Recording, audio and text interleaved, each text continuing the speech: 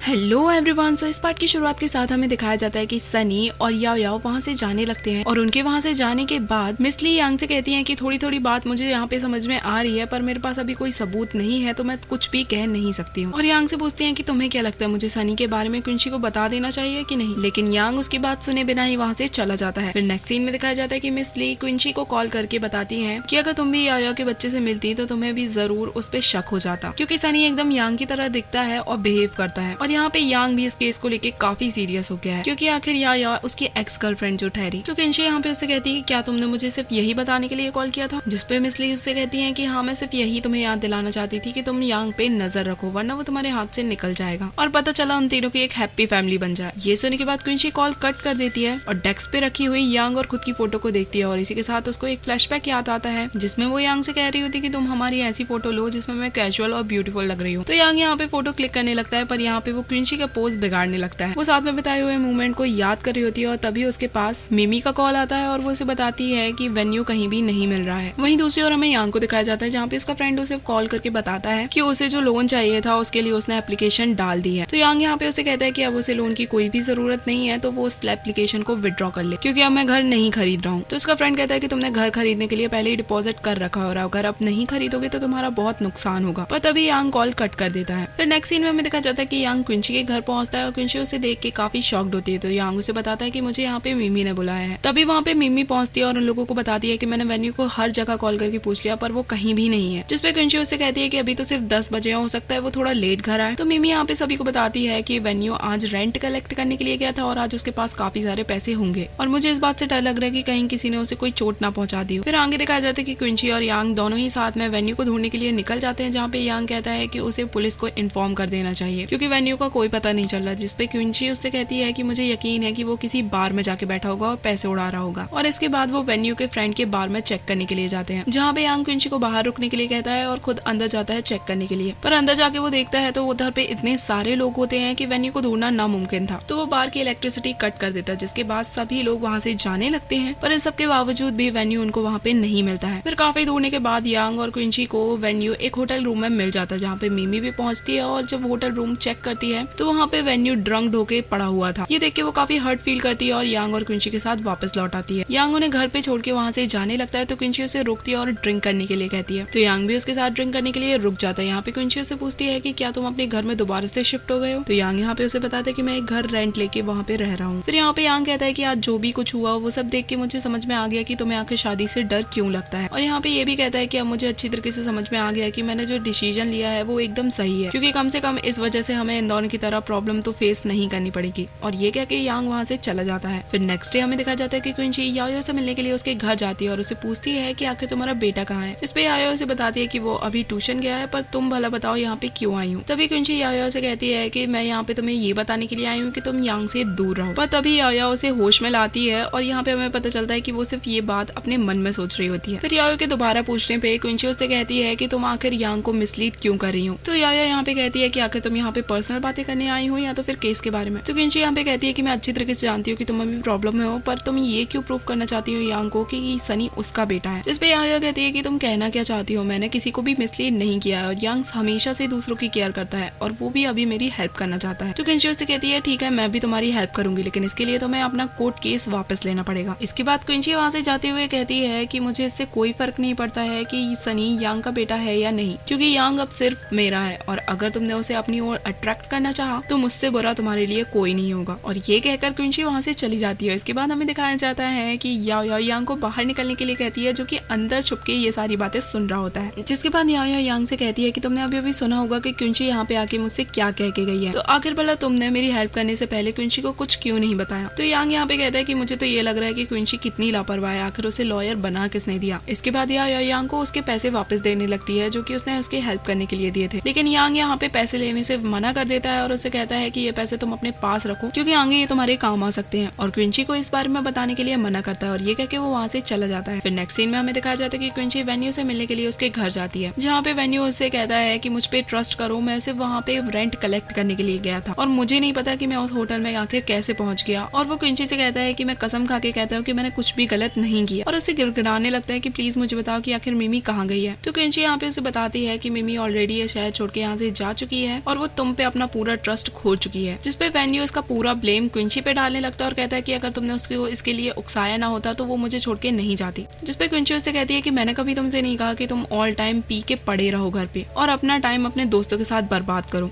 और तुमने इतनी सारी लड़कियों के साथ अफेयर रखा है तो बताओ भला वो तुम पे क्यों ट्रस्ट करेगी। ये सब सुनने के बाद वेन्यू बुरी तरीके से रोने लगता है। फिर नेक्स्ट सीन में हमें क्विंची को लेडी बॉस के ऑफिस में दिखाया जाता है, जहाँ पे वो उन्हें बताती है कि याओ ने होटल टियान के खिलाफ सारे चार्जेस ड्रॉप कर दिए हैं और इसलिए अब ये केस भी यहीं पे खत्म हो गया है। जिसपे लेडी बॉस कहती है कि भले उसने होटल के खिलाफ सारे चार्जेस ड्रॉप कर दिए हों, लेकिन वो होटल के ओनर मिस्टर यिन से अभी भी कनेक्टेड है क्योंकि उसने उन पे हरासमेंट के चार्जेस ठोक दिए हैं। इसके बाद हमें दिखाया जाता है कि क्विंची के पास मिस ली का कॉल आता है और वो उसे बताती है कि याओ ने टियान होटल के ऊपर सारे चार्जेस ड्रॉप कर दिए हैं और उसने मुझे बताया है कि ऐसा करने के लिए तुम ही ने उसे कहा था। तो क्विंची उसे कहती है कि हाँ, इसमें याओ का ही फायदा है, वरना इस केस की वजह से उसकी जॉब चली जाती। पर अब उसने मिस्टर यिन पे हरासमेंट के चार्जेस लगाए हैं, तुम चाहो तो अगर ये केस लड़ सकती हो। इसके बाद मिस ली और याओ मिलकर उस होटल की फीमेल एम्प्लॉय से मिलती हैं और मिस्टर यिन के खिलाफ सबूत इकट्ठे करने की कोशिश करती हैं, लेकिन कोई भी एम्प्लॉय उनके खिलाफ गवाही देने के लिए तैयार नहीं होता है। फिर नेक्स्ट सीन में हमें दिखाया जाता है कि क्विंची लेडी बॉस के पास पहुंचती है और उन्हें समझाती है कि याओ ने जो ये केस मिस्टर यिन पे लगाया है उसके लिए हमें मिस्टर यिन की तरफ से नहीं लड़ना चाहिए। लेकिन मिसेस यूई कहने लगती है कि हमें मिस्टर यिन के साथ कॉन्ट्रैक्ट करना है और इसलिए हमें उनका साथ देना पड़ेगा, और वो याओ से कहती है कि तुम कुछ भी करके मिस्टर यिन के ऊपर से ये चार्जेस हटवा दो, तुम इसके लिए याओ से भी बात कर सकती हूँ और इसके बदले मैं तुम्हारा प्रमोशन कर दूंगी। लेकिन क्विंची यहाँ पे उनसे डायरेक्टली इस बात के लिए मना कर देती है और मिस यूई को समझाती है कि शायद आपको पता नहीं है कि आखिर मिस्टर यिन ने कितनी सारी फीमेल वर्कर्स के ऊपर ज्यादती की है और ये सब जानने के बावजूद भी हमने उनकी हेल्प की तो ये काफी गलत होगा। तो इस पे मिस यूई क्विंची को फाइनल वार्निंग देते हुए कहती है कि या तो तुम इस केस को सॉर्ट आउट करो या तो फिर ये कंपनी छोड़ के चली जाओ। ये सुनने के बाद क्विंची का दिमाग आउट हो जाता है और वहाँ से तुरंत ही रिजाइन करके जाने लगती है और जाते हुए मिस यूई से कहती है कि इस बार मुझे अपने डिसीजन पे कोई भी पछतावा नहीं होगा। फिर नेक्स्ट सीन में हमें दिखाया जाता है कि क्विंची अपना सारा सामान कलेक्ट करके वहाँ से जा रही होती है और उसके एम्प्लॉइज उससे रिक्वेस्ट कर रहे होते हैं कि वो ऐसा ना करे, पर क्विंची वहाँ से चली जाती है। फिर नेक्स्ट सीन में हमें दिखाया जाता है कि क्विंची जुनहुई से मिलती है और जुनहुई से पूछता है कि क्या तुम मिस्टर यिन के खिलाफ अब केस लड़ने वाली हो। तो क्विंची कहती है कि हाँ, मैं उसके खिलाफ केस लड़ने के बारे में सोच रही हूँ। तो जुनहुई यहाँ पे उसे कहता है कि मैं तुम्हें पहले ही बता दूं कि इस केस में मिस्टर जिन के खिलाफ सबूत इकट्ठे करना काफी मेहनत वाला काम है और बहुत मुश्किल है, और तुमने तो अभी तक अपने गोल्स को भी अचीव नहीं किया है, तो आखिर तुम ये कंपनी छोड़ के कैसे जा सकती हो, और अगर मिस यूई ने तुम्हें किसी भी कंपनी में काम करने नहीं दिया तो तुम क्या करोगी। तो क्विंची कहती है कि मुझे अब सिर्फ जस्टिस चाहिए और इसके अलावा मुझे कुछ भी नहीं चाहिए। इसके बाद हमें दिखाया जाता है कि क्विंची मिस ली और याओ से मिलने के लिए जाती है और उनसे कहती है कि मेरे पास एक गुड न्यूज है और एक बैड न्यूज है, और उन्हें बताती है कि गुड न्यूज ये है कि मैं अब याओ की तरफ से केस लड़ूंगी क्योंकि अब मैं उस कंपनी से रिजाइन कर चुकी हूँ, और बैड न्यूज ये है कि मिस्टर यिन को हमारे प्लान के बारे में ऑलरेडी पता चल गया है और इसलिए सबूत इकट्ठा करना अब हमारे लिए और भी मुश्किल हो गया है। और इसी के साथ याओ से पूछती है कि अब तुम बताओ आखिर ये तुम केस कंटिन्यू करना चाहती हो या गिव अप करना चाहती हो, पर याओ यहाँ पे गिव अप करने से मना कर देती है। फिर नेक्स्ट सीन में हमें दिखा जाता है कि क्विंची एक छोटा सा ऑफिस रेंट पे ले लेती है और वहाँ पे शिफ्ट हो जाती है। तभी जुनहुई से मिलने के लिए आता है और उसे बताता है कि तुम्हारे लिए एक गुड न्यूज है, और उसे बताता है कि मैंने मिस्टर जिन से बात कर ली और वो तुम्हें दोबारा कुछ जॉब पे रखने के लिए तैयार है। तो क्विंची उससे कहती है कि तुम अब मुझ पे ज्यादा ध्यान देना बंद कर दो और अपने काम से काम रखो, और उसे सजेस्ट करती है कि उसे फीफी पे ज्यादा ध्यान देना चाहिए, ना कि उस पे। फिर तभी जुनहुई उसे बताता है कि तुम्हारे फेस पे कुछ रेड स्पॉट्स हैं, और क्विंची जब उसे चेक करती है तो उसे पता चलता है कि उसे एलर्जी हो गई है। इसके बाद जुनहुई उसे मेडिसिन दिलवाने के लिए ले जाता है और उसे कहता है कि तुम्हें बीफ से एलर्जी है तो तुम्हें खाने से पहले एक बार चेक कर लेना चाहिए। नेक्स्ट सीन में हमें यांग और उसके फ्रेंड को दिखाया जाता है, जहाँ पे उसका फ्रेंड उसे बताता है कि मैंने डिपॉजिट वापस ले लिया है, और यांग से कहता है कि तुम्हें मुझे इसके लिए थैंक यू कहने की कोई जरूरत नहीं है क्योंकि तुम आगे चल के मेरे होने वाले बॉस जो ठहरे। इस पे यांग कहता है कि अभी उसके लिए टाइम है क्योंकि मैंने मिस्टर होपिंग से जॉब ज्वाइन करने से पहले एक हफ्ते का टाइम मांगा है और इस टाइम में मुझे मिस्टर यिन के खिलाफ सबूत ढूंढने हैं। तभी उसका फ्रेंड कहने लगा कि आखिर तुम्हें मिस्टर यिन के केस से क्या लेना देना है, और फ्रस्ट्रेट होकर कहता है कि आखिर तुम ये किसके लिए कर रहे हो, क्विंची के लिए कि याओ के लिए। और यांग से कहता है कि मुझे लग रहा है कि तुम ये सब कुछ याओ के लिए कर रहे हो क्योंकि तुम्हारे अंदर अभी भी उसके लिए फीलिंग्स है और उसी की वजह से तुमने क्विंची तक पे गिव अप कर दिया है। पर एक बात मैं तुम्हें याद दिला दूं कि जुनहुई अभी भी क्विंची का वेट कर रहा है, और कहीं ऐसा ना हो कि आखिर में तुम याओ के चक्कर में अकेले ही रह जाओ और क्विंची को भी खो दो। और इसी के साथ ये पार्ट यहीं पे एंड हो जाता है। तो see you guys in the next part.